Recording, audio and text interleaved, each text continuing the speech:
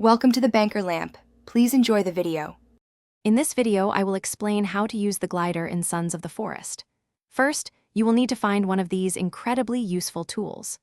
Gliders are typically located at elevated positions, such as mountain peaks or high cliffs, offering breathtaking views. Look for them near abandoned camps or structures. Once you spot a glider, approach it to interact and prepare for an exciting flight across the island's diverse landscape. Getting started is quite simple. To deploy your glider, simply equip it from your inventory while standing on a high point. Then, press your jump key to launch yourself into the air. Controlling the glider is intuitive. Use your mouse or the right stick on your controller to steer. Pushing forward will make you dive, gaining speed, while pulling back will make you ascend, sacrificing some speed. Mastering these movements is key to smooth and efficient travel across the vast map.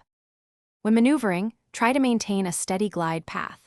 Avoid sudden, sharp turns or extremely steep dives, as these can lead to uncontrolled descents or even crashes. For landing, always aim for open, relatively flat ground. As you approach your desired landing zone, gently pull back on your controls to slow your descent and touch down softly. With a little practice, you will be navigating the skies like a seasoned pilot, covering great distances with ease. The glider is more than just a fun way to travel. It is a strategic asset. It allows for incredibly fast traversal across the island, cutting down travel time significantly. You can also use it to scout out enemy locations from a safe distance, giving you a tactical advantage.